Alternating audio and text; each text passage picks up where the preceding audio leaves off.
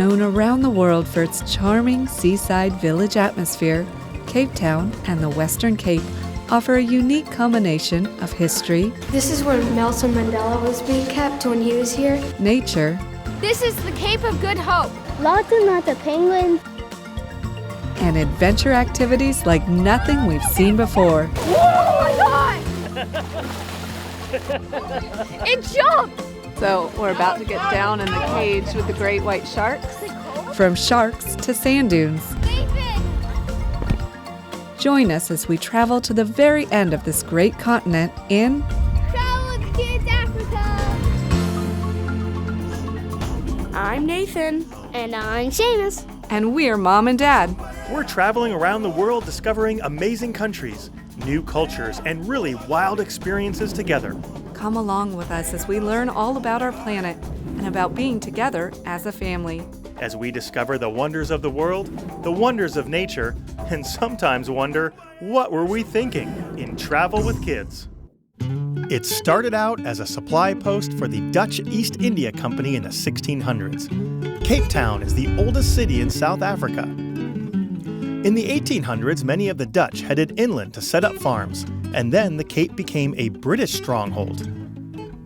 But after the discovery of diamonds and gold in the regions to the north and east, Cape Town lost some of its power and eventually came under the rules of apartheid, a system of racial segregation set up by the Afrikaans government.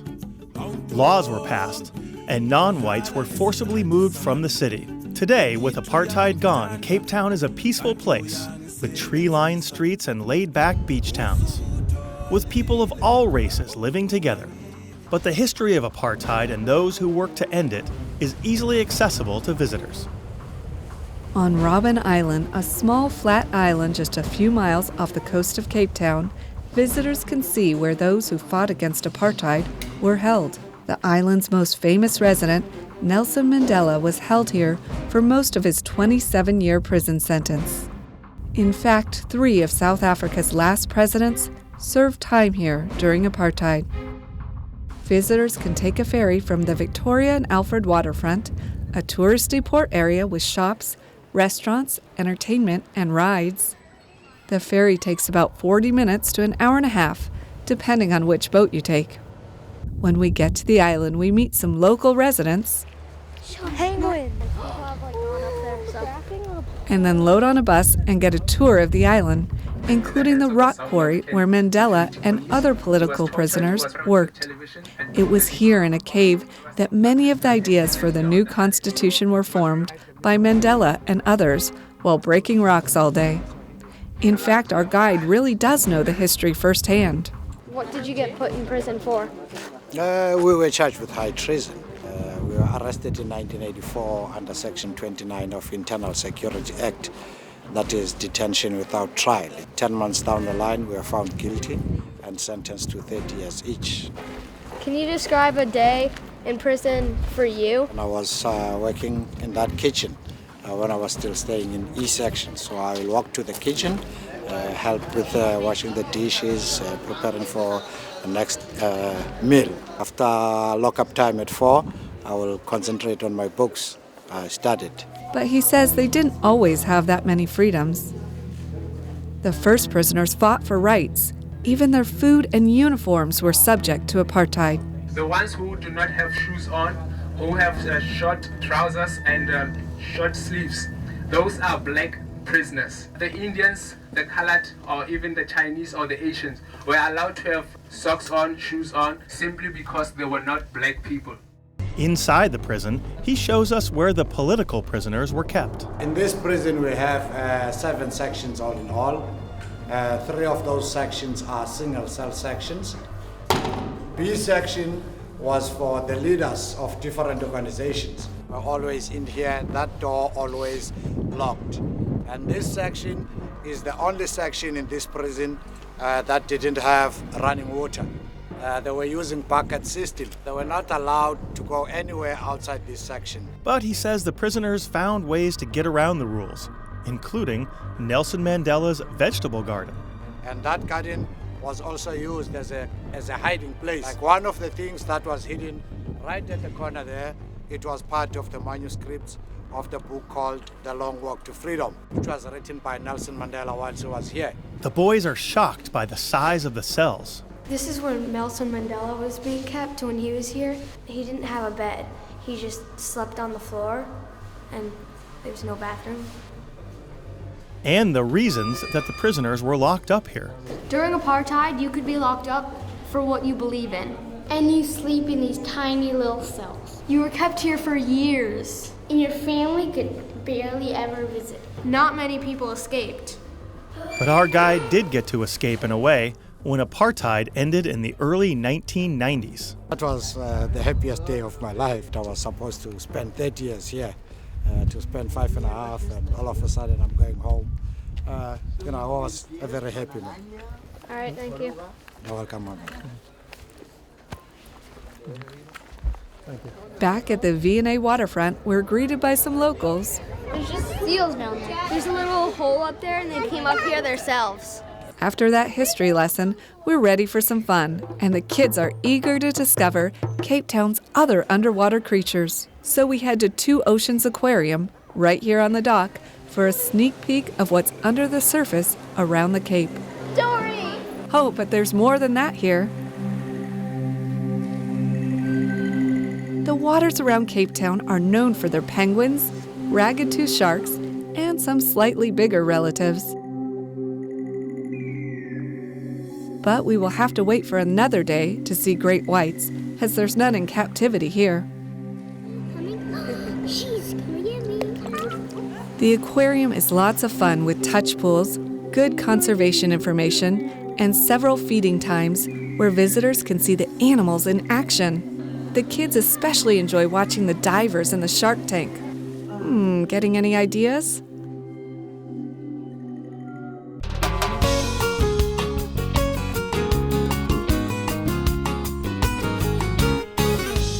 Today we are conquering mountains.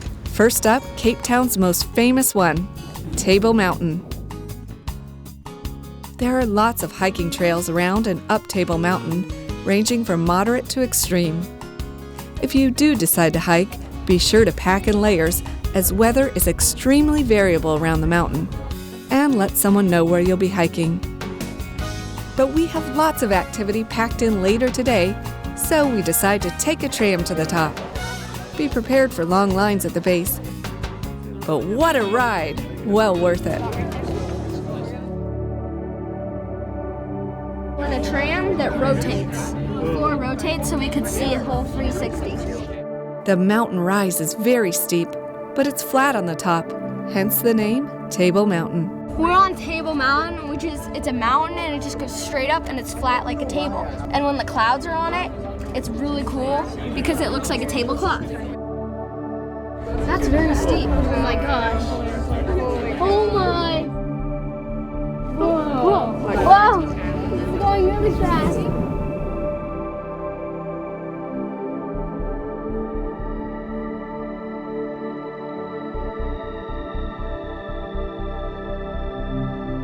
At the top, the kids question how the mountain was formed I wonder how that and take in the spectacular views.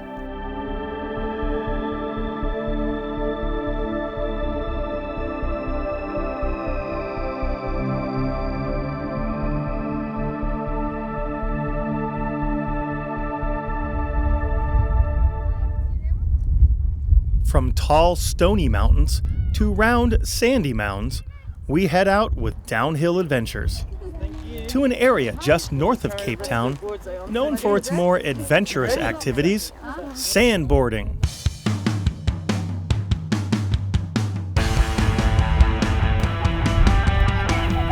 That's right, it's like snowboarding or surfing, but on sand. First, a safety briefing and an overview about the sand dunes. Why is this shell here? Because all this used to be under the sea. And then the sea's gone back and just left it as is. Then we prep our equipment, Waxing our boards. real snowboards converted for use on sand. We climb to the top of the hill. It looks much steeper from up here. I might not see you in a couple seconds, or I might not see the sun tomorrow, so bye.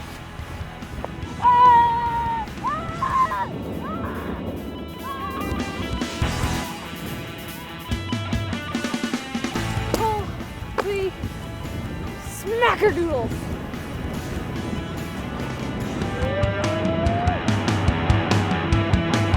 Really fun, and then when you think you're gonna like get stuck, but it just goes.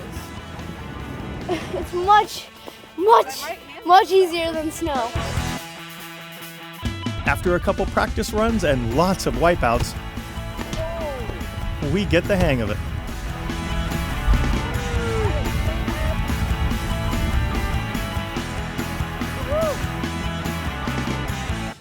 That was awesome.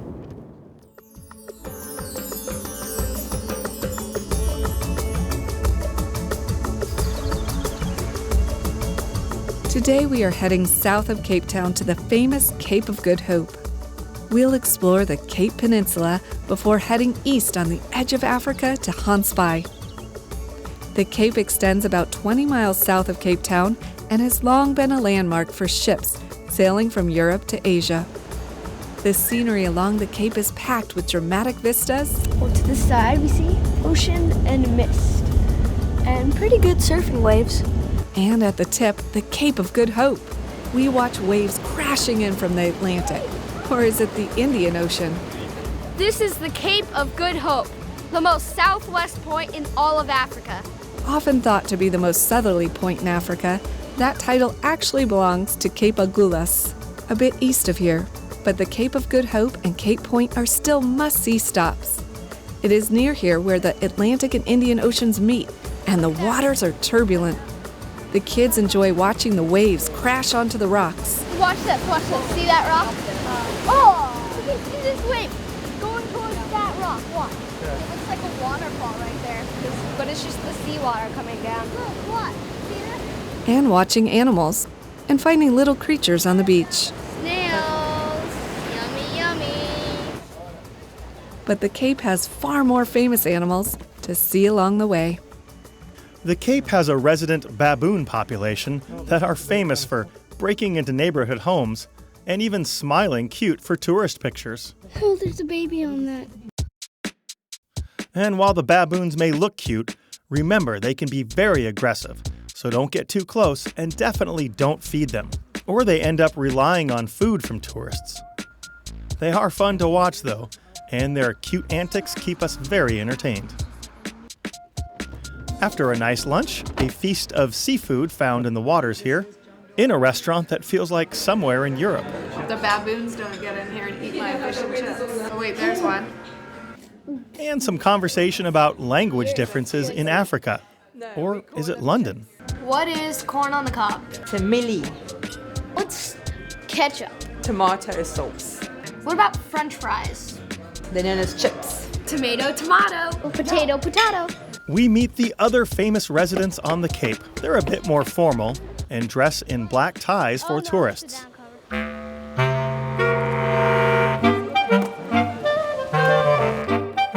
The Cape penguin population here started with a single pair of nesting penguins in 1982. Just outside Simonstown, there's a small entrance fee to Boulders Beach, where you can stroll alongside raised wooden walkways and come face to beak with these penguins. Oh, look at that! Look at that!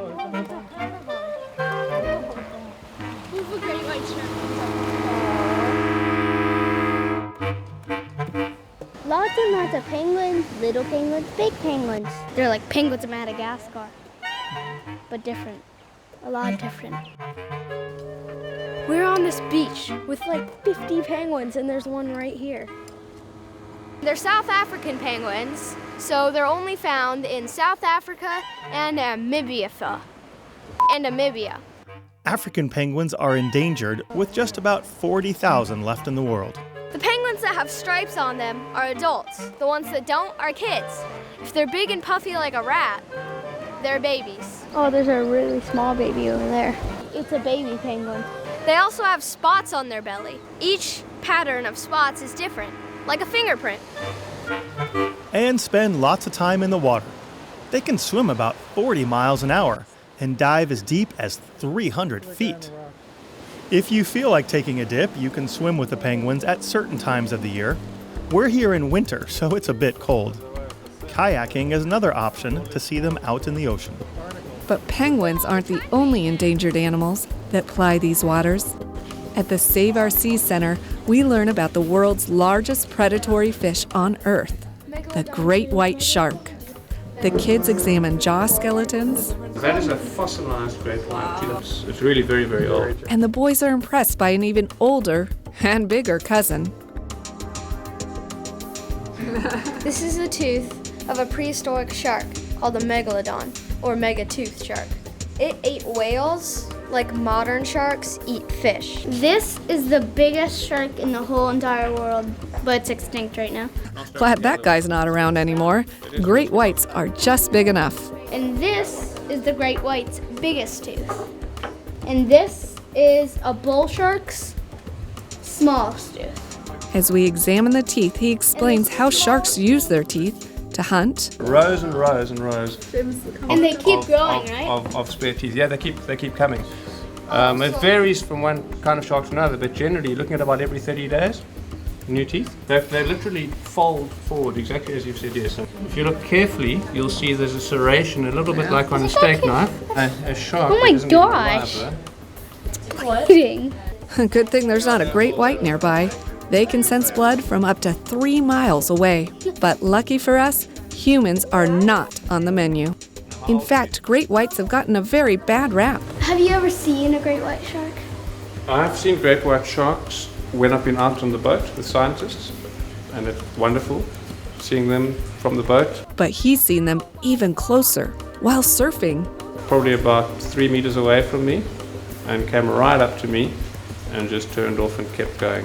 Was it freaky? It was actually quite nice in hindsight, but it was a bit terrifying in the moment. But it was actually quite reassuring to know that an animal as big as that can come up next to you and have a good look at you and just move off.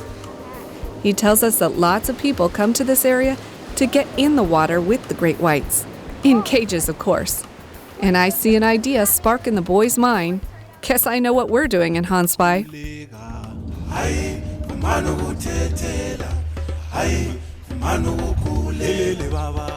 Hansby is a quaint village just east of Hermanus on the south coast. Tucked into the Fynbos, or floral and shrub-covered hills, just north of town is Grootbos Private Nature Reserve, where we're staying. This 5-star lodge eco-paradise features the best of surf and turf, from horseback riding and cave exploration to whale watching and, you guessed it, great white shark diving. But there's more than adventure here. Grootbos Private Nature Reserve is known for its gourmet food and the community programs it runs. And we're eager to explore, so we head off by safari jeep. It's gonna get real bumpy now. Want to ride in the back? Okay. Yeah.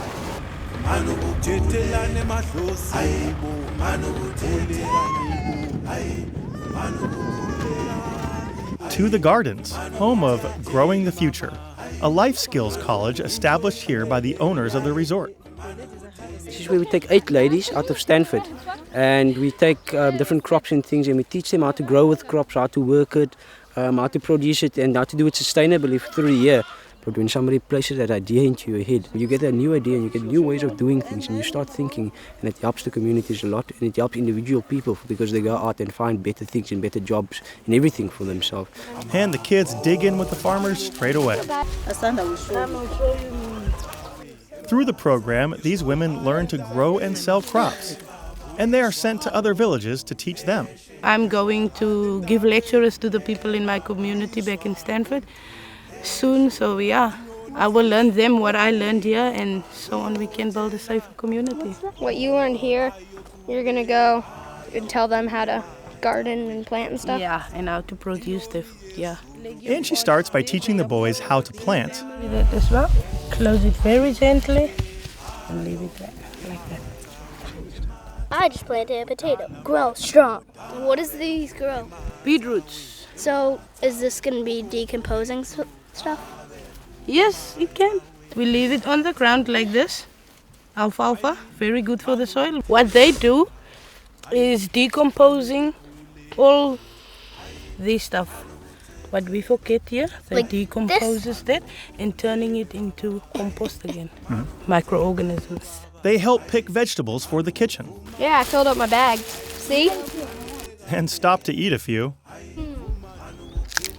I like it. Yum. I will transplant. Whoa, big spider! Oh, man, that's not too big. We've seen much bigger than that. And of course, with a farm, there's lots of animals. Eat some bread. Collecting eggs, Oh my gosh, that is warm. These are unfertilized eggs. They lay so many eggs. fresh eggs, but you gotta pay the chicken toll. Yeah, I tried to grab it and he grabbed my finger. Ow.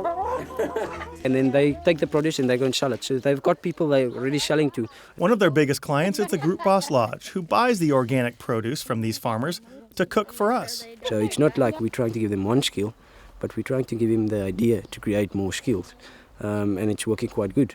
After all that planting and animal feeding, it's time to ride out. So they bid the farmers goodbye. Remember, the stick is where mine is. Okay, Jacob. Thank you. Bye. And we head to the corral. It's a pony. And now it's a unicorn. Group Boss has horses for guests to ride. How does that not hurt him? See this line there? That's the border between the sensitive and the wall. So you put the nails on the outside of that line. And he explains that the outside line is like a fingernail to us, so the horse can't feel it. Go.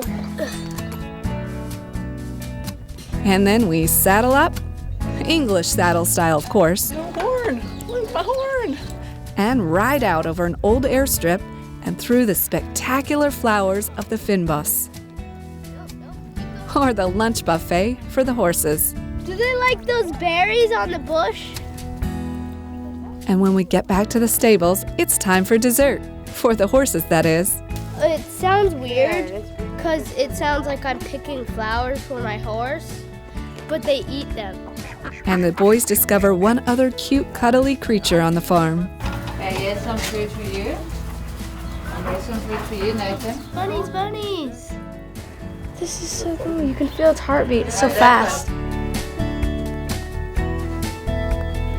I want a bunny. Don't you want a bunny now? No. We can? No. This is my favorite. He's my favorite. His name's Puppy. And some of their bigger friends. It's like as big as a great white shark. I cannot believe a pig got that big. Which reminds them of what other animals lurk nearby. So after some playtime at the resort and some relaxation time for Mom and Dad, we head to the water's edge to keep a lookout. But what we see is not a shark fin. This part of the coast is one of the most likely places in the world to sight whales from land. And just as we walk up to the shore, a whale appears right in front of the sign that explains about the whales. Its size compared to all those elephants. It's like it was planned.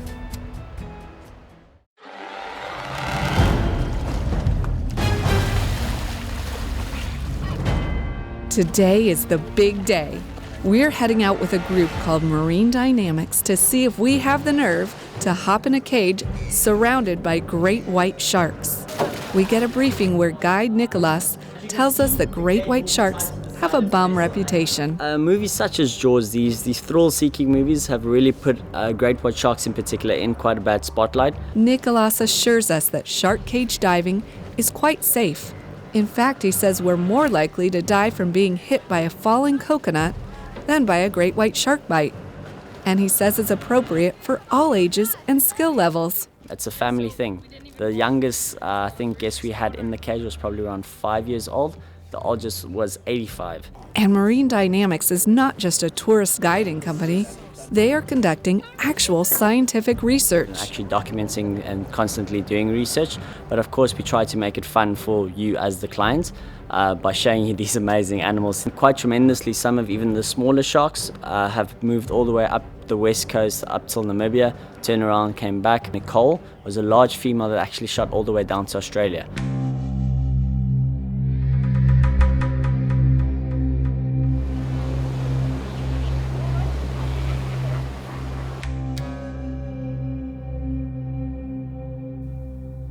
Okay, we're convinced. So we suit up, We need full wetsuits in this 60-degree water and head out into the harbor. Shark! A shark! Oh my god! Oh my god! We just saw a great white.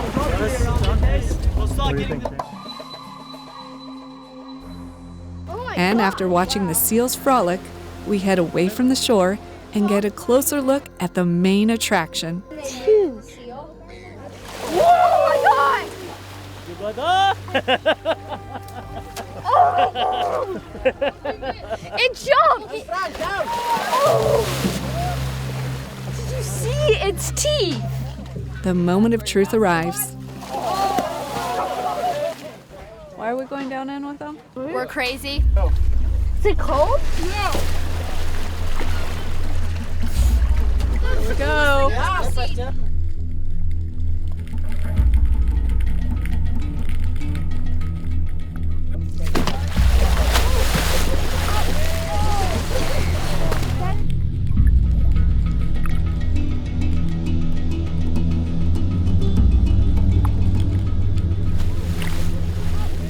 I mean, 16 different sharks, and not a single one of them tried to get anybody in the cage or anything like that. They were doing just brilliant passes by the cage, showing off a bit of their stuff, and then they swim on by.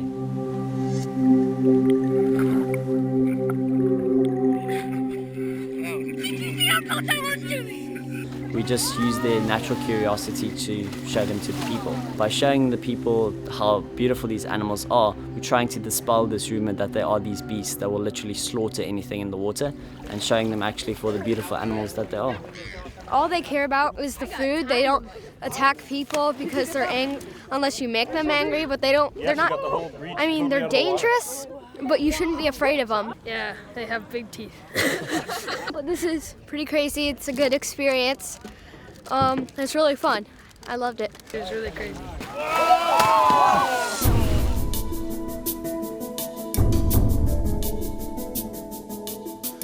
The shark cage was a once-in-a-lifetime experience, although I think we all would do it again. It was amazing seeing these huge and very graceful creatures glide by with amazing power. Once we were in the water, it really was not that scary and very enjoyable to watch. Back at the hotel, we sit on the deck and watch the sunset over the rolling floral hills and the ocean beyond, as we watch the sun sink into the southern hemisphere over the Cape of Good Hope. We reflect on our time here in the Western Cape, Cape Town with its laid-back beach feel, nature and adventure activities, farming and the incredible vistas of Fynbos, and of course, the experience of the day, great whites. And I get a real sense of what a true adventure experience South Africa has to offer families here at the edge of the continent.